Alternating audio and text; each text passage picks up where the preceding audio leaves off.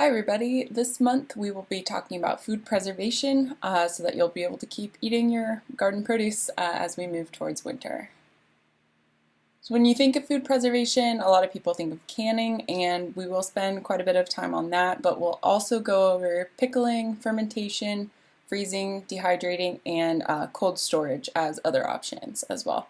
I'll just be going over the basics, but there are plenty of more detailed resources out there, and I highly recommend that you do more reading.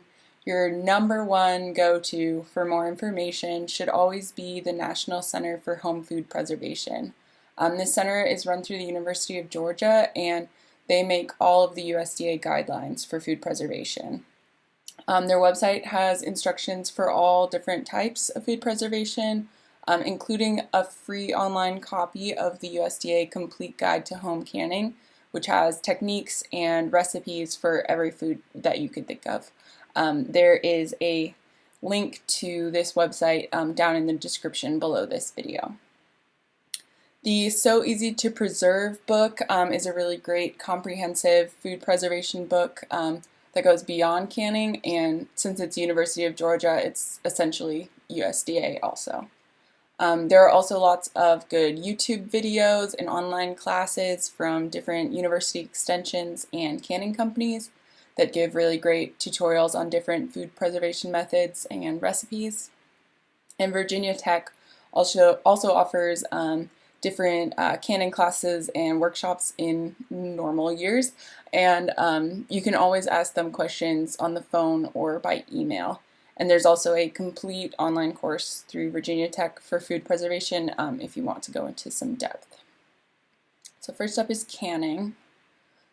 Canning is the classic method of food preservation. This is when you boil your food in glass jars and then you just set them on the shelf.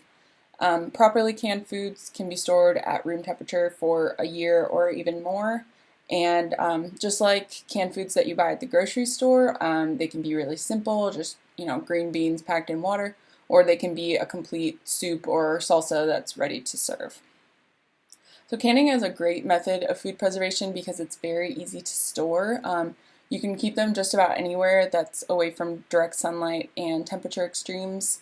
They don't require power like a fridge or a freezer, and if they're prepared properly, they can last for an extremely long time with little chance of going bad. There are two main types of canning: water bath canning and pressure canning. In water bath canning, you just boil your jars of food in a pot of water. This method is really quick, it's really easy, and it doesn't require a special pot. The downside of water bath canning is that boiling water is not actually hot enough to kill all potential foodborne illness, so you must only can very acidic foods, which gives you an extra safeguard against those bacteria. So most fruits, pickles, and salsas can be canned in a water bath. However, most vegetables are low in acid, so if you want to can something like green beans or corn, you will need to use a pressure canner because they can reach much higher temperatures. You do need a very specific type of pot for pressure canning, which can cost $75 to like $250 or more. But then you're able to can just about anything, including meat, if that's something that you're interested in preserving. Pressure canners can also be used as water bath canners if you just use a different lid. So if you intend to do a lot of canning, it definitely could be a worthwhile investment for you. Some people are a little bit nervous about the idea of using a pressure canner. Perhaps they've heard about them exploding.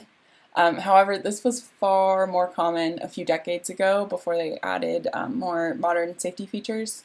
So if you use a newer model pressure canner and you follow all of the directions, you really have nothing to worry about.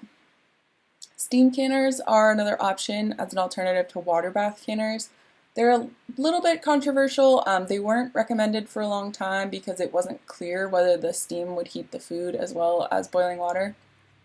Now they're saying it's okay as long as you're very sure that you're using them properly. There aren't many recipes for steam canners, so I'll be focusing on water bath and pressure canners. Most of the canning process is the same for both types, so I'll go over the basics first and then talk about the specifics for each type of canner. I want to start with safety because there are some risks with leaving a jar of food on the shelf for a year plus. So like I mentioned, foods low in acid and foods high in acid must be canned differently. This is because there are two main types of foodborne illness. Most bacteria, like Salmonella, Listeria, are killed by plenty of heat, which is why canned food must be cooked. And a water bath canner or a pressure canner both work for killing these typical bacteria. There is a method of canning called hot fill and hold, or open kettle canning, where you just pour the hot food into sterilized jars, but then you don't heat the entire jar after it's been filled. This is not guaranteed to kill all of those bacteria, so that method is not recommended by the USDA.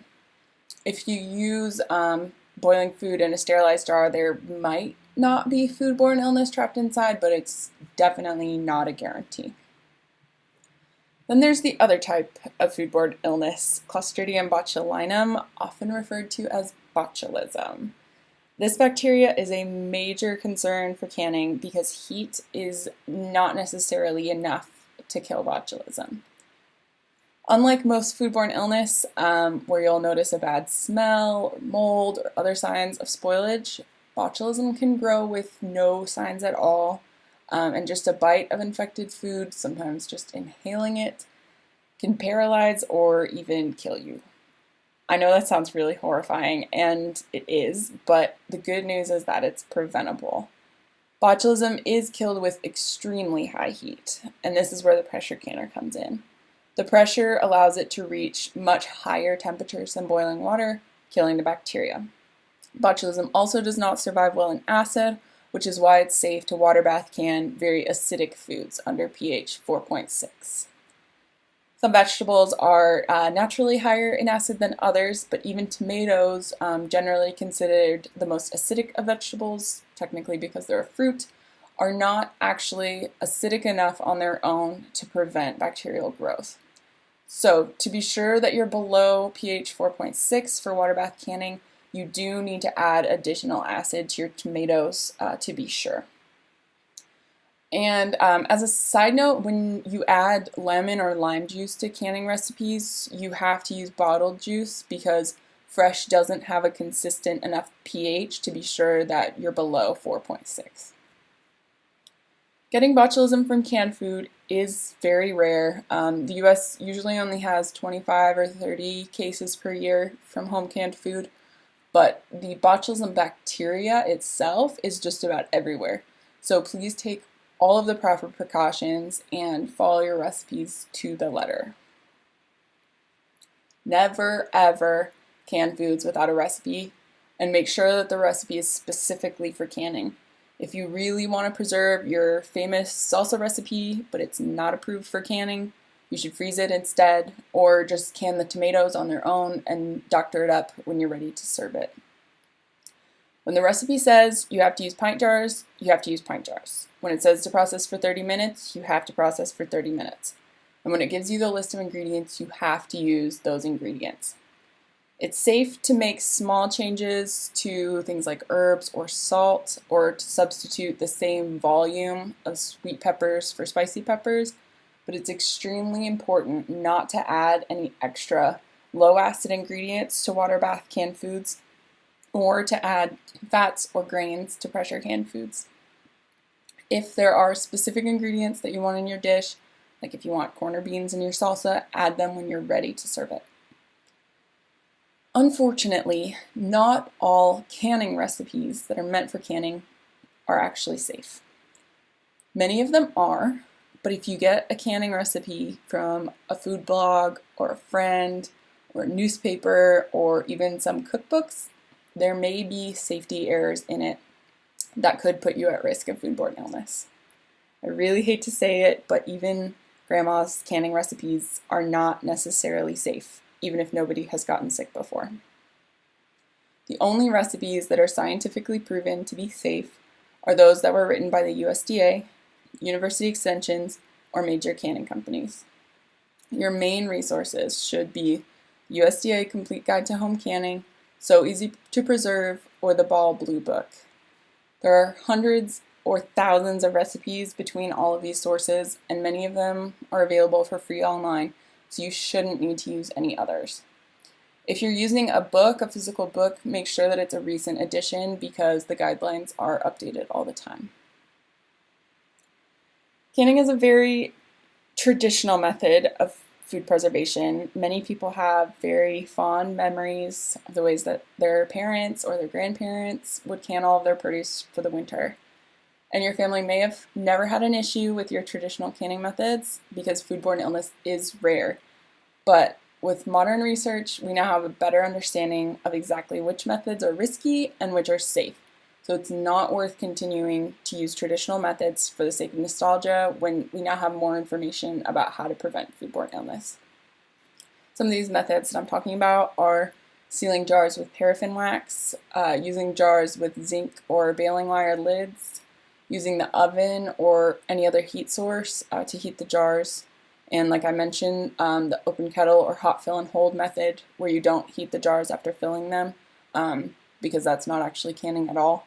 There are a lot of things that people will do just to get their jars to seal because that's what they think that the water bath is for. So they'll turn them upside down or put them in the dishwasher or the microwave or a bunch of different things. But remember that the water bath is killing all of the potential salmonella and other bacteria, so you really can't skip that step just to get the jar to seal. Because the fact that the jar has sealed means that new bacteria can't get into the jar, but that doesn't mean that there aren't bacteria in there already. So I'll say it again, you have to follow scientifically approved methods, even if your Facebook group says that their recipe works really well. I know it's sad not to do it the way that your grandma did it because the old ways worked fine for many people, but if taking all of the modern precautions prevents your loved ones from getting sick, or at least just having to throw out moldy jars of your produce, I think it's well worth it. I can't stress this enough. So let's talk about what you need to start canning. There are a few supplies that are sort of gimmicky, while others are actually essential, so I'll just walk through them all. First of all, you need the jars. You must use jars specifically designed for canning. These are the mason type glass jars with the two-piece lid. There's a flat lid with a rubber gasket for sealing the jar shut and a metal ring to screw the lid on. The flat lids can only be used once and they have to be replaced every year, but the rings and the jars can be used again and again. And you can buy boxes of just the flat lids. They can be reused for storing other things, but they will only seal once. Canning jars come in all different sizes, from quarter pints up to quarts. There are also half gallons, but those can only be used for canning juice. There are several brands. Ball and Kerr are the most common, and you'll find regular mouth or wide mouth, and either is fine, but I definitely recommend the wide mouth because it's just easier to get the food in and out. I don't recommend that you use any other type of glass jar because canning jars are specifically tempered for extreme temperature changes. Regular glass jars are much more likely to shatter on their way in or out of the hot water. And make sure that there are no chips on the jars, especially on the rim. Any rough spot on the rim can keep the jar from sealing, and any bubbles or cracks in the glass could cause it to shatter. And of course, you'll need your canning pot, either a water bath canner or a pressure canner. Water bath canner is essentially just a really big pot, so if you already have a pot big enough to hold your jars, you don't need to buy a water bath canner. You do need a lid for that pot. The pot has to be wide enough to hold your jars without them touching each other, but not more than 4 inches larger than the burner you plan to use. So up to 2 inches of the pot can hang off of each side of the burner. Pot must be deep enough to hold a rack at the bottom, then your jars plus 2 inches of water on top, and then a little bit of extra to prevent splashing. The rack at the bottom does not have to be specially made for canning, although that is a nice thing about buying a canning pot is that it generally comes with a rack that you can lift in and out of the water. The purpose of the rack is to keep the jars from touching the bottom of the pot where they could get too hot and break. So anything that's used for that purpose will work. You can use a trivet. The one on the left is the silicone trivet that I have. You can use a cake cooling rack, a steamer basket, you can tie a bunch of jar rings together. Even a folded up dish towel can work for this purpose. Just make sure that it's something that's safe to be boiled for a long period of time. A pressure canner has no substitute. You have to use a pressure canner, and you should use the rack that comes with it. And I'll get into the details on that a little bit later. So then there are a bunch of fancy tools, which are not all necessary, but they do make the process quicker, so they're definitely helpful if you plan to do a lot of canning. First is this jar lifter, which I do recommend. It's not essential, but it is the safest way to move the jars in and out of the hot water without dropping the jar or burning yourself. Having a big funnel helps to prevent spills and keep food off the rims of the jars. You'll probably also want a big ladle for scooping things into the jars.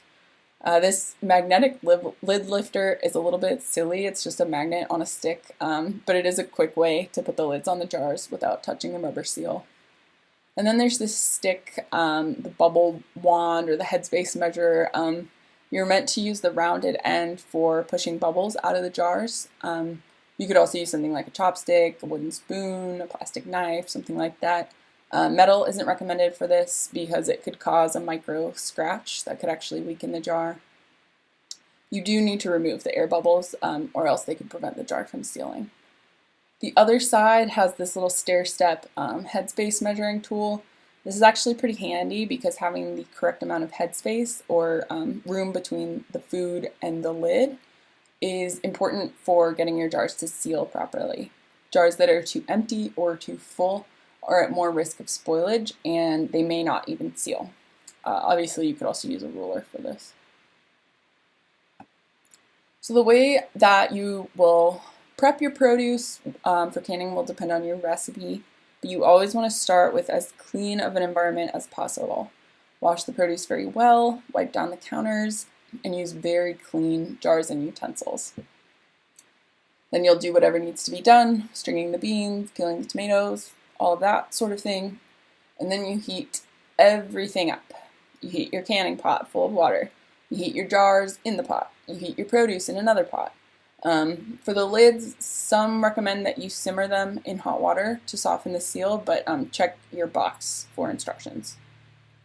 Having everything hot will prevent the jars from breaking. You want to keep all the temperature as consistent as possible. When heating your pot, fill a water bath about half the height of your jars and fill a pressure canner with about 3 inches of water unless your canner says otherwise. If you have hard water at your house, you may want to add a splash of vinegar to your water to prevent stains on the jars. You'll also need a kettle or some other hot water in case you'll need to add more later. If your recipe calls for less than 10 minutes in the water bath canner, you'll also need to sterilize your jars before filling them. In this case, you fill the pot all the way up and boil the jars with the lids off for 13 minutes.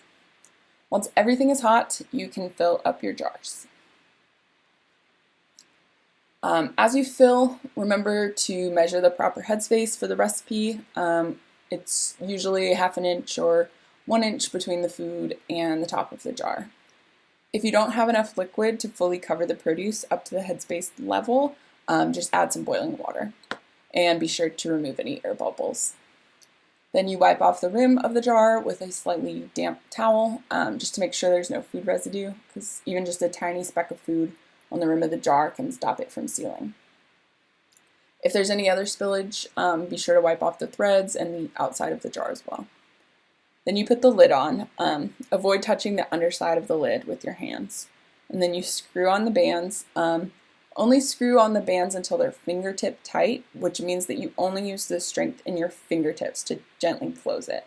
If you screw it down too hard, you could actually break the gasket or at least just prevent any trapped air from escaping, which will prevent it from sealing.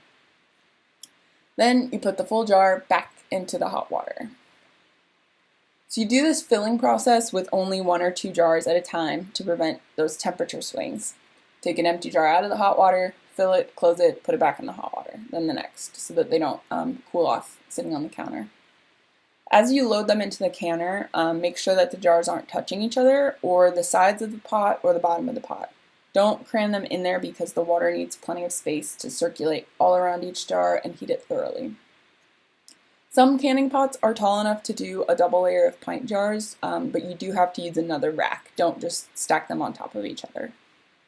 And then you just proceed with either your water bath or your pressure canning methods. One important note, Smith County is at altitude, and that actually changes the temperature of boiling water. So you will always have to add time or pressure to your canning recipe. Good recipes will give guidelines for different altitudes. And the guidelines are given per 1,000 feet of elevation. Marion is about 2,500 feet, so it's safest to round up to 3,000 for your recipe, unless that you know your exact elevation is closer to 2,000. For water bath canning, when all of your jars are filled and in the pot, make sure that they're covered by at least 1 inch of water. For longer processing times, like 30 minutes or more, you'll need at least 2 inches. Use a ruler for measuring the water levels because just looking at it can be pretty deceptive. And add more hot water if needed to get it to that level. And check again during the canning process and add boiling water if the level is getting close to dipping below 1 inch. It has to be boiling because if your pot stops boiling during the process time, you'll have to start your timer over. So put the lid on the pot, bring the water up to a boil, and start your timer when it reaches a full boil. Once the time is up, turn off the heat, and if you have an electric stove, take it off the burner if your pot is light enough for you to move it. Remove the lid, and then let the jars sit for a few more minutes before taking them out to help with that temperature change. Water bath canning, pretty simple. Now let's talk about pressure canners. This is the one that everyone's afraid of. It is more complex than water bath canning, but it's completely doable and it's way safer than it's made out to be. First, read all the directions of your canner carefully before you get started. Make sure that it's specifically approved for pressure canning, not just pressure cooking, because those are two different things. Some multi-cookers, like Instant Pots, have canning settings, but they're not officially approved through the USDA. They might be safe, but it hasn't been proven that electric appliances like that can give steady enough temperature, pressurization, or long enough warm up or cool down times. So they're not recommended for pressure canning. The recommended brands are All American, Miro, or Presto. You should look for a pressure canner that's at least 10 to 12 quarts, which will be enough to hold 4 quart jars at a time. If you have a glass top stove, you may want to check its weight rating before you buy an especially large pressure canner because they can be extremely heavy. You can buy a canner with a twist lid with a rubber gasket or a clamp lid with a metal-to-metal seal. Twist lids have a locking mechanism that prevents them from being opened while pressurized, but clamp lids are also still acceptable. Some older canners might have a petcock instead of a weight, which is a little switch over the vent. These are safe, but they're no longer being manufactured, so you might want to use an updated model. The canner must have an overpressure plug to prevent explosion. This might be called a safety fuse also.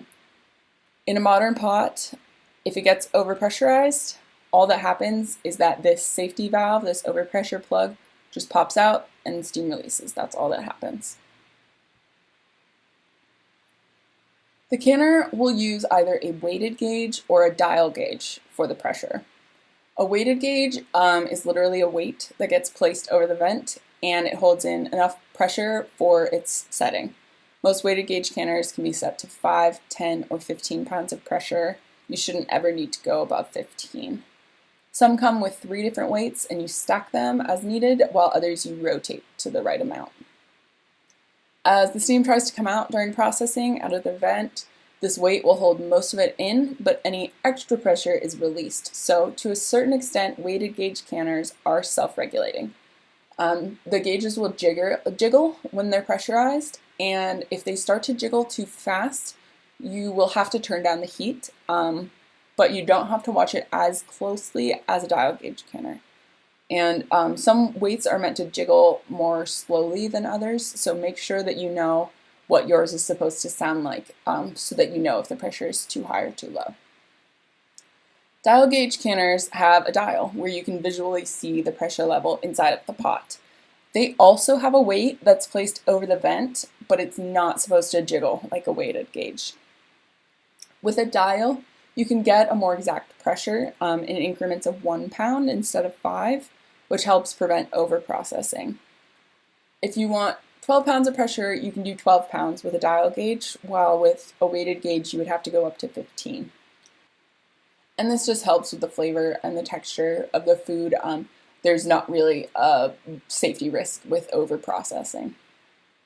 Dial gauges are also nice because you can see how close it is to coming up to pressure or back to zero, which you can't see on a weighted gauge.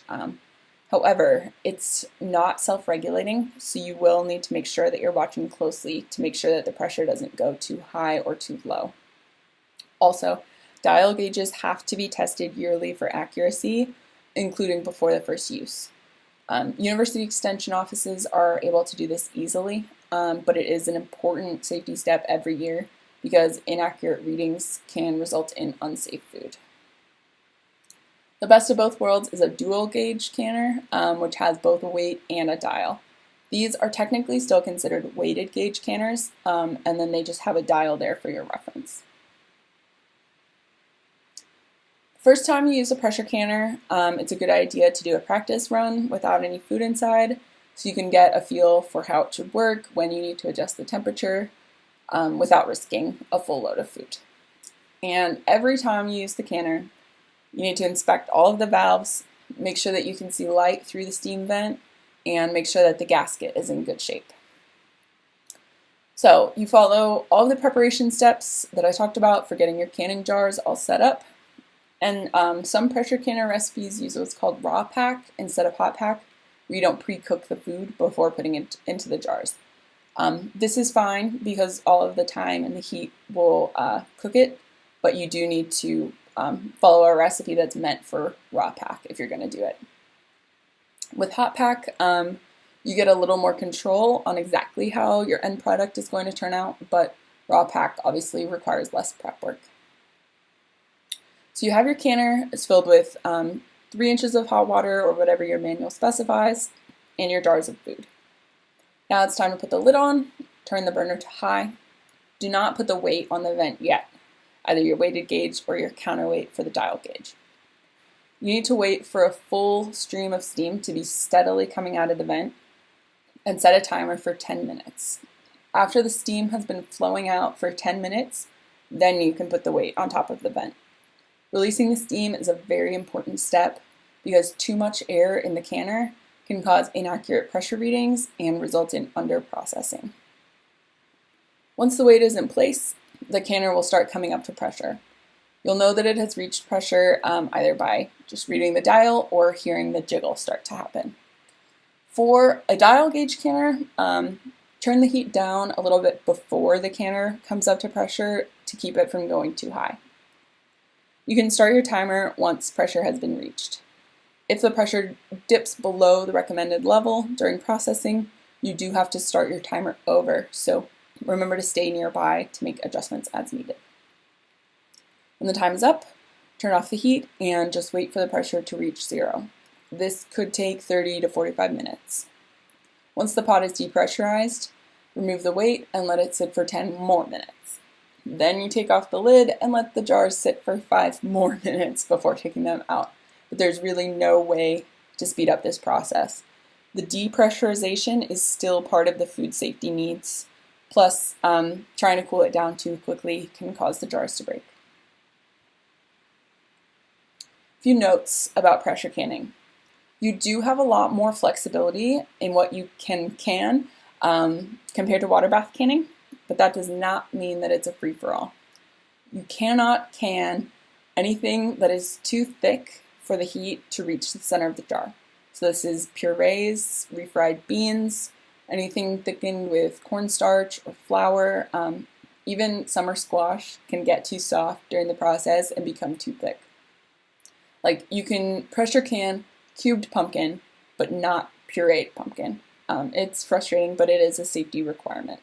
Lettuce, eggplant, broccoli, cauliflower, and cabbage also will not pressure can well.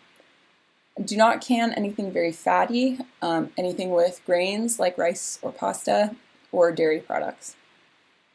You might also feel tempted to use your pressure canner for things like fruits and salsas instead of using a water bath canner on top of a pressure canner. But if you want to use your pressure canning pot, it's better to convert it to a water bath canner by using a regular glass or a light metal lid instead of your pressure canner lid. It's less efficient to pressure can things that could be put in a water bath canner because it will take a lot longer. Plus, the texture will really suffer and you could end up with sludge. So just use the type of canner that's recommended for your recipe. Alright, so after your jars are done, either from a water bath or a pressure canner, you treat them both the same way. So you take the pot lid off, especially with a pressure canner, it's still going to be extremely hot inside, so remember to open the lid away from you to let the steam out. After you take the lid off, let the jars sit in the canner for about 5 minutes, let them cool. If you cool the jars too quickly, it could cause siphoning, which is when the food oozes out of the jars from the temperature imbalance. Then you lift the jars out of the canner and set them on a thick folded dish towel to rest. Don't set them directly on the countertop or any other surface that may be too cold and cause the jars to crack. And keep about an inch or so of space in between the jars for airflow. As you're lifting them out of the jars, avoid tilting them. Try to keep them upright, both on their way in and out of the pot. On the way out, there will be water on the lid, and it's very tempting to tip the jar to get the water off. But tilting the jar can cause food to get stuck in the seal, so just let the water evaporate off the top of the jar. You also have to resist the urge to re-tighten any rings that have come loose during processing. Tightening them again could break the rubber seal. So just let the jars sit on the counter undisturbed for 12 to 24 hours to cool.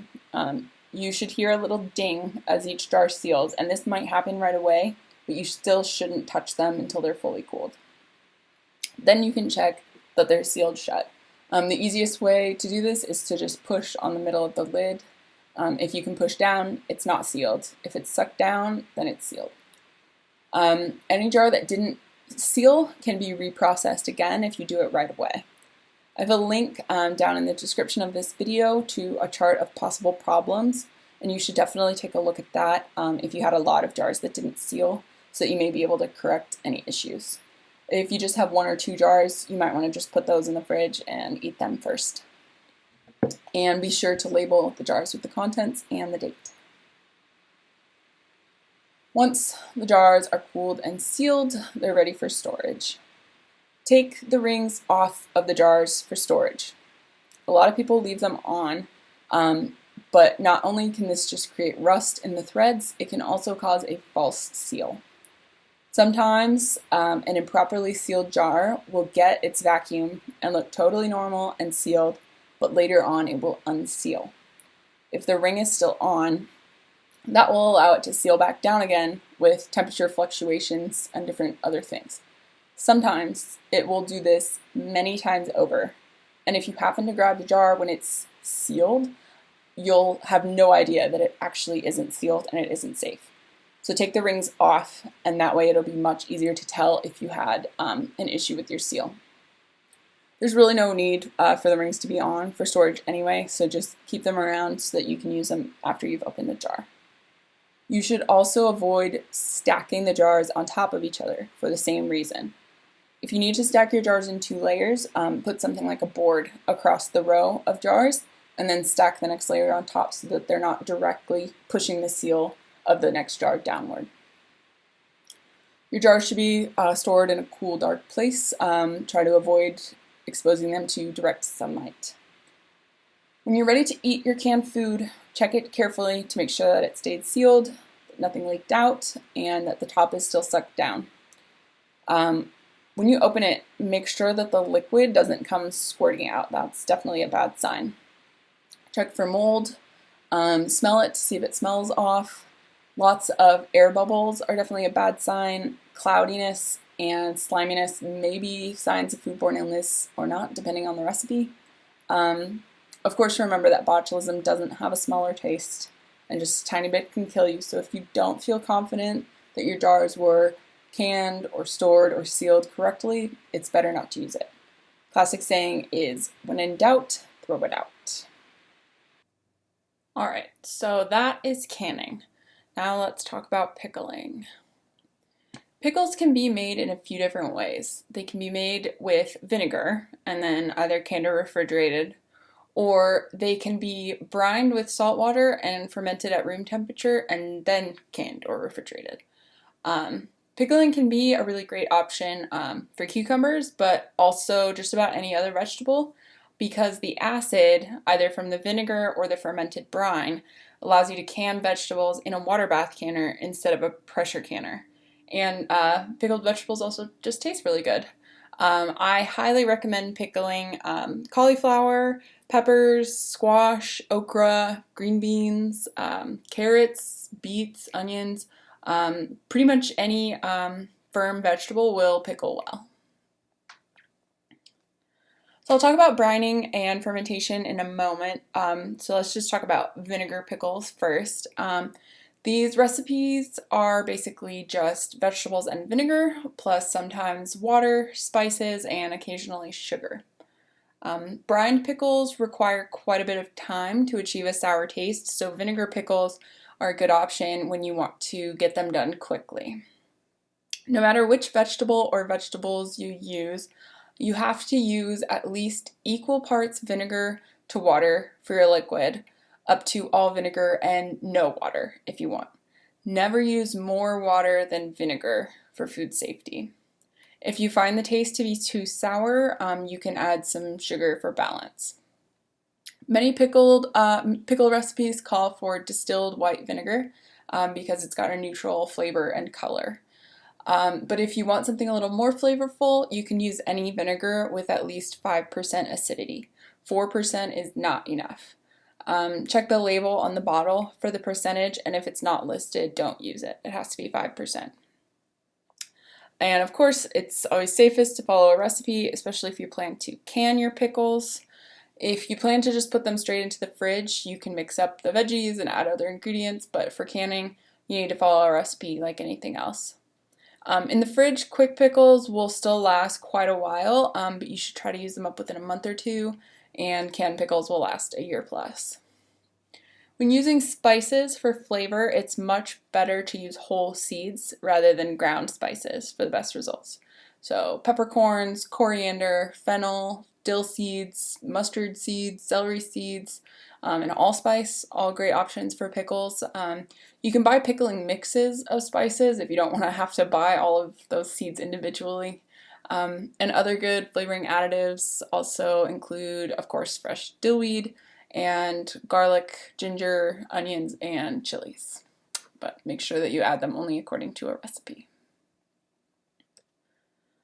One of the main concerns when canning cucumber pickles is to preserve the crunch. Mushy, soggy pickles are much less appealing to most people than really firm, crunchy ones. Refrigerator pickles usually do pretty well in the crunchiness department, but canned pickles, of course, have to be boiled for 10 plus minutes, so they can end up pretty soft. There are a few ways that you can try to keep them nice and crunchy. First of all, use pickling cucumbers. Slicing cucumbers will not hold up well, so make sure that you're using pickling cucumbers. And smaller ones tend to be the firmest. And just make sure that you choose good cucumbers to begin with. Choose really firm cucumbers because a pickle will never be crunchier than it was raw. Harvest your cucumbers early in the morning because that's when they tend to be the most full of water. You can put them in an ice bath before pickling and try to pickle them within 24 hours of harvesting if possible. The blossom end of the cucumber has enzymes that can cause softening, so you can just slice a little bit off of that end before pickling. Some people use leaves that have tannins in them, grape leaves, cherry leaves, oak leaves, even tea leaves to help with firmness. You can experiment with this, but it may not do much if you've already cut off the blossom end, and it could add a bitter flavor to your pickles. Finally, there is the chemical route. Older recipes often call for alum to keep the pickles firm, but it's not really necessary, so there's no reason to use it anymore. Another traditional way to keep pickles firm is with lime. You soak the cucumbers in several changes of lime mixed with water and then rinse them off really, really thoroughly. This is a pretty time-consuming process, and there is a much easier alternative if you're considering adding chemicals to keep your pickles crisp. Calcium chloride is sold under brand names like Pickle Crisp and Extra Crunch. It's a firming agent. It comes in white granules, and you should be able to find it in the canning section. You just add a tiny spoonful according to the directions, and it should help keep your pickles from going soggy. And then there's the option of fermented pickles, which is a very traditional brined option with just salt, water, and thyme. So I'll talk a little bit more about what exactly fermentation is. Fermentation is a processing method where you just let bacteria and yeasts take over your vegetables. The goal is to promote beneficial microbes, and they will help preserve the food for you. This is a very ancient method of food preservation, and it's also become really popular over the last few years. Fermentation is an extremely common food processing tool in its different forms. It's needed to make wine, beer, bread, yogurt, cheese, chocolate, a whole bunch of other things. For fermented vegetables, the most common food you might think of is sauerkraut or brined pickles, like I mentioned. These vegetables use a type of fermentation called lactofermentation, where they're brined in salt water at room temperature for a long time, a period of weeks. And natural bacteria and yeasts will eat the carbohydrates in the vegetables and produce lactic acid. This acid is a whole lot like vinegar. It has a sour taste, and like vinegar, it also keeps bad bacteria and molds from growing on your food because of its low pH. The flavor of fermented foods is similar to pickled foods, but it's a little more complex than a simple vinegar flavor, more like maybe yogurt. So you do have to be open to that type of flavor, but I highly recommend that you give it a try because it's a really easy and interesting process, and it can be really delicious. You can ferment anything that you could pickle with vinegar. So, cucumbers, peppers, green beans. You can also make fermented recipes like fermented salsa, fermented ketchup, fermented hot sauce. You have more flexibility in the flavor than with vinegar pickling because your jar will get more sour the longer it ferments. So you could let them just get half sour in a week, or you could let them go even for months if you wanted them to be really strong. Another great thing about fermentation is that fermented foods become probiotic, which improves your digestive health and immune function, just like a probiotic supplement could. And the fact that the vegetables are still raw means that their nutrients are better preserved than other methods like canning. A downside of fermentation is that once they're finished fermenting at room temperature, they do need to be moved into a cold environment like a fridge for long-term storage.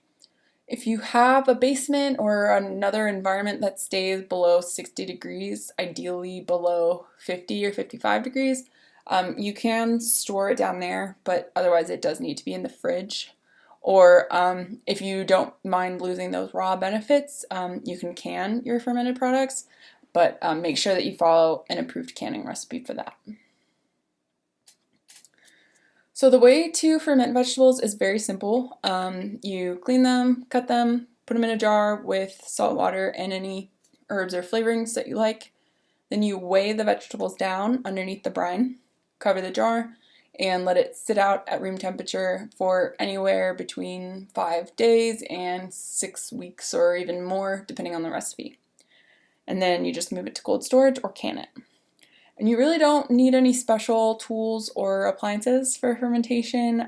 These are all things that you probably already have. So first of all, a recipe. For safety, you do need to follow a recipe, at least while you're starting out. Once you get some practice and learn what is and isn't safe to do, you can experiment, but learn the rules first. Many of the same resources for canning also offer fermentation recipes. National Center for Home Food Preservation has good fermentation recipes and instructions for how to can them. The most important thing in following a fermentation recipe is never to change the ratio of salt to water to produce. This ratio is what keeps the food safe. A container, glass and ceramic jars work best for fermentation, like these big stone sauerkraut crocks. Mason jars are perfect for doing smaller batches, and it is safe to use half-gallon jars for fermentation. Metal can sometimes mess with the fermentation process, but stainless steel should be okay, and plastic is alright as long as it's food grade. Your container must be very clean, and everything you use should be very clean for that matter. For the safest storage, treat your fermentation prep like canning prep. Make sure your knives and your cutting boards are very clean, and you can boil your jars for 13 minutes before filling them. Produce. Use high quality produce for this. Produce with bad spots could introduce a few too many microbes. Wash them thoroughly, but don't scrub too hard, or you could actually remove the beneficial microbes that are needed for fermentation. It's perfectly fine to mix different types of produce together, and it doesn't matter too much whether you use whole, sliced, or shredded, but again, follow your recipe. And just like pickling, if you're adding flavorings, garlic, chilies, herbs, spices, whole is much better than ground. Water. Most vegetables will need water for their brine. Sauerkraut and other shredded vegetables are an exception because they usually release enough of their own juices. Filtered water is best for fermentation. If your water is hard or chlorinated, it's best to filter it first or use bottled because certain minerals can inhibit the fermentation process. Salt is the most important ingredient for fermentation. The salt brine will make the environment safe in the beginning of the fermentation until enough lactic acid is produced. So never decrease the amount of salt in a fermentation recipe. If the taste is too salty for you, you could try rinsing it off before eating. If you're on a low salt diet, you can use a fermentation recipe that calls for whey in place of part or all of the salt. The flavor will be a little different, and if you don't use any salt, the vegetables may end up a little softer, but this is a good alternative if you can't have salt. Pickling or canning salt is best for fermentation. Kosher salt and sea salt can cause a little more cloudiness, but they are okay to use if you don't have canning salt. But don't use table salt because the iodine can prevent fermentation. Measure the salt by weight if possible, because the different grain sizes of different salts can bring about a volume difference of up to 50% or so. Like you could end up with a pretty different amount if you just measure with a measuring cup. So in order to be safe, the recipe should use a 2 to 3% ratio of salt by weight. Too little salt won't kill the bad bacteria, and too much could kill all of the bacteria. So try and get that as close as possible. Lactofermentation also requires a weight because the process requires anaerobic conditions, no oxygen. It's the opposite of composting. So all of your vegetables need to be submerged underneath the brine so they aren't exposed to the air. And so you put the weight on top of them just to keep them down there, and there are weights especially made for fermentation, or you could also just use like a sterilized rock or a plate or anything clean that will hold your vegetables at least 1 inch under the surface of the brine. Anything floating on top can grow mold, so if you're using shredded vegetables like for sauerkraut, you will need to check regularly for any floating pieces up on top of the brine. Then you'll need something to cover your container. This is a little more complicated than it sounds because a few different things need to happen. The microbes produce carbon dioxide as they ferment the vegetables, so if they're in a sealed container, the gas could cause it to explode. But too much exposure to air can cause surface mold and yeast. And of course, you want to be sure to keep the bugs out too. So you have a few options. You can put the lid on your jar, but since that's a sealed environment, you'll need to do what's called burping, where you open the lid every day to let the gas out. This method can result in a fizzy sort of taste to your vegetables, which can be desirable or not, depending on your preferences. You can put the lid on loosely if you want to keep the pressure from building up as much. Some people just throw a cloth or a coffee filter on top of the jar or the crock. As long as you use a tightly woven cloth and you tie it on well, this does keep insects out and it lets the carbon dioxide escape. However, it doesn't stop mold from growing because you do have airflow. The fancier option is an airlock. This is a one-way vent commonly used in brewing that lets the carbon dioxide out without letting air in. So if you're having problems with surface mold, this is definitely the best way to prevent it. There's tons of different airlock options out there. Most of them use a system with a water barrier. This metal airlock is my favorite fermentation device. It's a weight and an airlock, and there's a two-piece lid with a moat of water around it.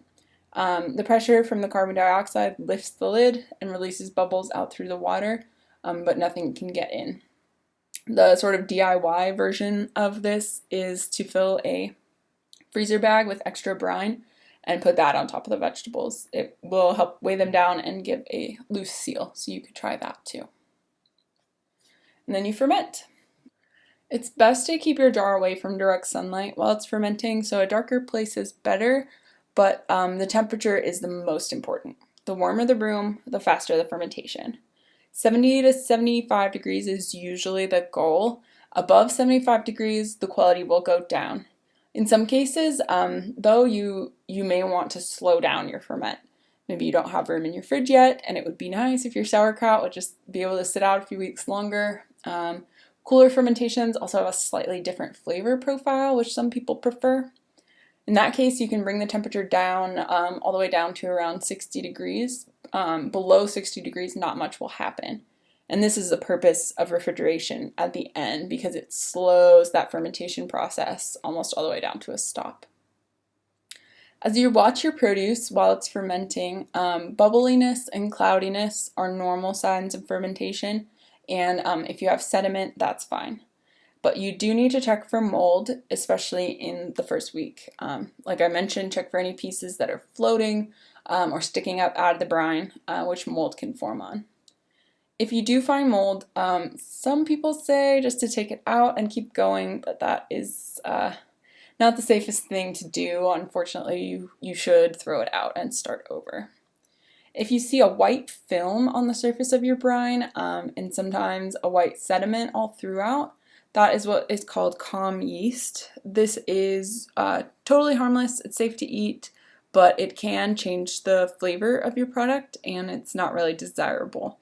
So if you find calm yeast, you can drain out the brine, rinse the vegetables, and wash the jar, and then continue with a new brine. The yeast probably will come back, but more slowly. You can prevent calm yeast the way that you can prevent mold. Make sure that your brine is salty enough, keep the temperature slightly on the low side, and try an airlock or a closed lid system. If the brine level ever drops and is no longer an inch plus above the veggies, just add more saltwater brine. But you may actually see the brine level rise in the first week, so you should only fill your jar about 3/4 of the way full to keep it from overflowing. And taste as you go to decide when you want the fermentation process to be done. It probably won't taste good before day 4 or 5, depending on what you ferment, and some things can take a month or more to get really sour.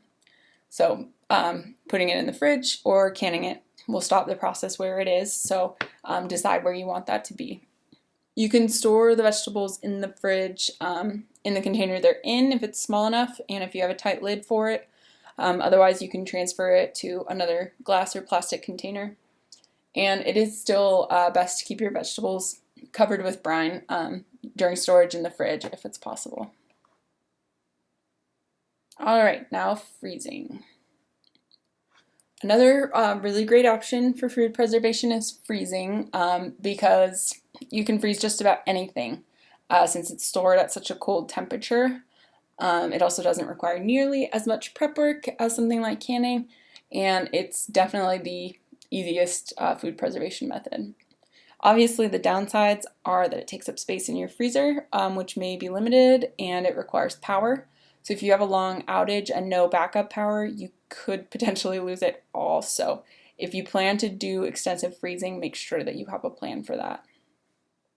So like I mentioned earlier, freezing can be a really good option for things that you can't can, things like mixed ingredient salsa, things like soups with grains or dairy in them, purees, or just your low acid vegetables if you haven't sprung for the pressure canner and you don't want to pickle them or ferment them. For the best quality and texture, most vegetables should be blanched before freezing. Blanching is quickly boiling the produce for just a couple of minutes and then dunking them in ice water to stop the cooking process. This isn't completely necessary, but it's simple to do and it can really help with retaining nutrients and keeping a better texture. Fruits usually don't need to be blanched before freezing. This includes vegetables that are technically fruits, like tomatoes and peppers. You can actually freeze whole raw tomatoes if you want. To blanch, start by washing and cutting up your vegetables into the size that you want to use. So slices, florets, diced, whatever's going to be the most convenient. Then you drop them into the boiling water. This is a quick process, so it'll work the best if you have something like a steamer basket or one of those double layer pasta pots, or just a big strainer so that you can lift everything in and out all at once. How long you leave them in the boiling water will depend on the vegetable. 3 minutes is a pretty common time. Under and over blanching can sometimes give you worse results than not blanching at all, so make sure that you check the blanching time for your vegetable. There's a link to a blanching chart down in the description of this video. But it's worth noting that if you cut them up small, they will cook a little faster. You can also blanch vegetables with steam in some cases instead of boiling water, but the times will be different, and that chart does say when steaming is and isn't recommended. After you add everything, put the lid on and start the timer after the water comes back up to a boil. And then when the time is up, take it all out and drop it in a big bowl of ice water. And you leave them in the ice water until they're cold, which should take about the same amount of time that the blanching did, so like 3 minutes. And add more ice during this process if it all melts. Once they're cool, pat them dry, and then I recommend putting them on a tray, like a cookie sheet, in the freezer. This allows the pieces to freeze individually and dry out a little bit, which keeps them from sticking together. So you'll be able to pull out exactly how much you want for a meal without having to thaw a big whole block. Stir them around once or twice on the tray while they're freezing, and then you can move them into their permanent storage containers. For fruits which don't need to be blanched, just cut them up and put them straight onto the cookie sheets to freeze and then move them into their containers. I really don't recommend that you skip this cookie sheet step for freezing produce unless you do plan to use the entire container at once, because it does make a huge difference in being able to get out the right amount that you want. As far as containers, all containers must be airtight to prevent freezer burn, and the less air in the container, the better. You can use freezer bags or rigid containers. I think bags are a little more convenient because there's no extra air and they don't take up any extra space if they're not all the way full. But rigid containers are nice for certain things like pre-prepared meals, or being able to just stack them a little more neatly. The thing about rigid containers is that they may break when frozen. Plastic containers might be brittle, most will be fine. You can also use mason jars in the freezer if you would like. Canning jars really do work the best for this because they are made to withstand the more extreme temperatures than other glass jars. You should leave extra headspace in the jar for expansion as the liquid freezes, maybe 2 inches or so, because if there's not enough room, the ice can actually break the jar open. And wide mouth jars definitely work the best for freezing because the shoulders on the narrow mouth jars are more likely to shatter. And then for the best security, you can wrap the jars in something like paper towels or clean socks and rubber bands in case they knock into each other in the freezer. For all rigid containers, it's best to refrigerate the full containers before freezing for the best chance to prevent cracking. You may have also heard about freezing things in ice cube trays. These are really great for anything liquidy, like if you make a puree or homemade broth. It's also really helpful for sauces like pesto when you want a small amount and you don't want to defrost a big old block. You can also do chopped herbs and some oil, things like that. You just freeze it in the ice cube tray and then move it over to a permanent container, and then you just pull out as many cubes as you need and drop them straight into the pan for cooking. Foil trays also can be a good option, especially if you want to do meal prep and just put the whole tray straight into the oven. And always remember to label your containers. So you can safely freeze just about anything, but not everything will thaw well. So make sure that you know what you want to do with something before you freeze it, because a watermelon is not going to thaw back to the way that it was fresh. So just have realistic expectations. Most anything that you plan to cook will be fine. And of course, frozen fruits and vegetables are perfect for smoothies too. So for thawing vegetables, they do much better when they're quickly thawed. If you slowly thaw them overnight, they're going to end up soft. So you can run them under cold running water right before you use them, but depending on your recipe, the best thing to do actually is just cook them straight from frozen. It'll take a little bit of extra time to get up to temperature, and they will produce a little bit of extra moisture, but this is definitely what's going to preserve the texture the best. You can boil them, roast them, steam them, stir fry them, just about any way that you would treat a fresh vegetable will be fine with a frozen vegetable.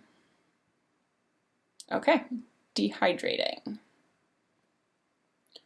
Dehydrating is another really safe way to preserve food. When you dry all of the water out of the produce, it becomes shelf stable at room temperature for quite a long time.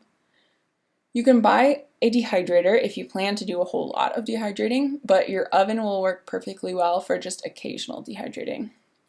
You just need to be able to heat your produce slowly at a low temperature for multiple hours so that you can get all the moisture out. And there are plenty of different ways to use dehydrated food. You can eat them straight, like if you make kale chips, zucchini chips, sweet potato chips, or if you just like eating dried tomato slices, they're super flavorful. They're also perfect for making soup mixes. You could do carrots, onions, celery, tomatoes, okra, peas, and any kind of dehydrated vegetable is perfect for throwing into anything slow cooked, like chili. You can also make powders, garlic powder, onion powder, tomato powder. You can even dehydrate greens and powder those up for smoothies. And you can make fruit leathers if you blend up some fruit and just dehydrate that.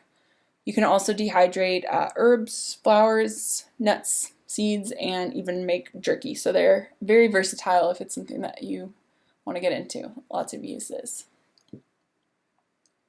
The key to good dehydration is thin, uniform slices or small pieces. If they're too thick, it'll be hard to get them to dry evenly, and if the pieces don't all dry at the same rate, then they'll stop each other from drying properly. A 1/4 inch or thinner is generally the goal size for slicing. Make sure that everything has plenty of room on your tray, not overlapping, and then if you're drying something in small pieces like corn or peas, you'll need to stir them around occasionally to make sure that they're drying evenly and not clumping together. So this chart is part of the Nesco brand dehydrator manual, and it's got instructions and drying times for different vegetables. There's a link in the description for this video to where you can read the whole thing online, and it's got recipes and tips and all kinds of detailed information. You'll see that it's recommended that you blanch most vegetables before dehydrating, just like with freezing, for the best quality. Again, it's not 100% necessary, but it will give the best nutrition, and it'll help speed up dehydration and rehydration time. So your produce could take anywhere between 4 and 12 hours or more to dry, so make sure that you start early in the day. The reason why there's such a wide range on the times is because it'll depend on the moisture of your particular produce, the thickness of the slices, drying method, the humidity and the weather outside, a bunch of other factors. So it may not take the exact amount of time the exact same amount of time every time you do it. After the first few hours, you'll probably want to check your produce every hour or so to check if it's ready. If you're using the oven, the issue is that their lowest temperature may not be quite low enough. If yours goes down to 200, you can use that, but 150 is better. Fruits and vegetables dry best around 130 to 140 degrees, so that's the ideal. It's as close as you can get to that as possible. If your oven has some type of like keep warm setting, you could try that too. You may just need to experiment a little bit with whatever works for your oven. If you have an oven thermometer, that will help a lot for figuring out those lower temperatures. Some people will leave the door open just a few inches to get a lower temperature. This is effective, but it will really heat up your house. You can place the produce on a piece of parchment paper on a pan, or even better, place them on a wire rack on top of the pan to get some airflow to the bottom sides if you can. If you don't have a rack, you'll probably want to flip your produce over a couple of times so that both sides can dry evenly. And if you're doing multiple trays at once, you'll probably need to rotate the trays around in the oven. A convection oven with a fan will work really well if you can get the temperature low enough. In the time for the oven dehydration could be more or less than a dehydrator, so make sure you check them often, especially if you're using a higher temperature, like 200 degrees.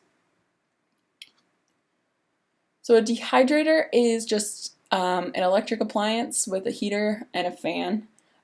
You can get some that are shaped like ovens with a fan at the back, or the fan may be at the bottom or the top. The ones with the fan at the back are really good for really even drying, not having to rotate the trays. The donut-shaped ones, the cylinder ones with the donut-shaped trays, have a fan at the top or at the bottom, depending on the model. And they're really nice because you can keep stacking more trays. Some can stack up to 30 trays for a really big harvest, so you're not limited by the size of the box. So this is my preference. You can get a pretty good dehydrator for around $40, and then there are fancier ones for $100 or $200 or more. If you want to be able to dehydrate herbs, seeds, meats, or other foods, look for a dehydrator with adjustable temperature settings. And fancier models have timers and auto shutoffs, but these aren't really necessary because you should be checking your produce before you decide it's done. To test dehydrated produce for doneness, you should first just touch it, see if it feels soft or sticky. If it seems dry, break it open and check for moisture. Squeeze it really hard and see if any droplets form in there. If not, it should be done. Fruits are done when they're still a little bit pliable and leathery, while vegetables should be hard and brittle. If not all the moisture was pulled out, the food will probably end up molding, so you want to be sure that they're really dry. Over-dried is definitely better than under-dried for storage at room temperature, but too long and it will start to lose quality and it'll be more difficult to rehydrate it. When it's done, take it out and let it cool, but then package it up as soon as it cools off, ideally within 30 to 60 minutes because the humidity in the air will actually start to rehydrate it pretty quickly. You can double check that your produce is done with a process called conditioning. You pack it all up in a glass jar for about 24 hours and check for any condensation or signs of moisture in the produce. If there are, stick them back in the dryer. Otherwise, keep checking the jar every day for a week or so, and if no condensation appears, then you can move them to long-term storage. Put the food in fully airtight containers, and it's best to split it up over multiple smaller containers so that you aren't opening and closing a big jar all the time and exposing the whole batch to the humid air. The best long-term storage for dehydrated foods is in a cool, dark place, ideally below 60 degrees, but room temperature will be fine. Properly stored, they should last around a year. Some people even use vacuum sealers or desiccant packets, those do not eat silica packets, to make sure that they stay really, really dry. And another way that you can prevent mold is to store dehydrated food in the fridge or the freezer. I know that sounds silly because the whole point was to get it out of there, but it takes up way less space after it's dehydrated, so it may be worth it if you want to be really sure that it's going to last. To rehydrate produce, there's a few different ways to do it. You can soak them in the fridge in cold water, anywhere from 30 minutes to overnight. You can pour boiling water over them to rehydrate them a little faster, or you can simmer them in water or in another liquid like broth. If you're putting them into anything like a soup, a stew, a chili, something liquidy that'll be cooked for a long time, just throw them in dry with a little extra liquid and they'll be fine. Dehydrated vegetables will never plump all the way back up like they were fresh. You'll still be able to tell that they were dried. They will be a little bit chewy, but they should still swell and soften back up. One more idea for using the dehydrator, a good way to use up some of your summer squash is to dry zoodles. If you're not familiar with zoodles, zucchini noodles, they're strips or spirals of zucchini or yellow squash that you then prepare and cook like pasta noodles. Most people use them fresh, but you can actually dehydrate zoodles as well to be able to eat them in the winter. You just form them into little piles in the dehydrator, and then when you're ready to use them, you just soak them in hot water or add them directly to pasta sauce, hot soup, whatever you plan to use them for. Zucchini is a slightly trickier one for dehydrating because it really wants to suck moisture out of the air. So this may be one of the ones where you want to use the extra methods like vacuum sealing or those desiccant packets. Cold storage. I talked a little bit about cold storage in the harvesting section of the May video, but I will go into it some more here. Some of your vegetables can be kept whole for quite a long time in storage, like potatoes and winter squash. The traditional place for this storage is a root cellar, which is a dirt room entirely or almost entirely underground because the soil maintains a cool, steady temperature all year round, like natural refrigeration. Unfortunately, most of us do not have those anymore, so I'll talk about some alternatives to a root cellar. Different crops have different temperature and humidity preferences for ideal storage. You probably won't be able to create all of these environments, and that's fine, but the closer to these conditions that you can get, the longer those vegetables will last. So cold, in this case, is 32 to 40 degrees, and moderate is more like 40 to 60 degrees. Humid is 90% humidity or more, and dry is closer to 60 or 70%. So cold and dry storage is best for onions and garlic.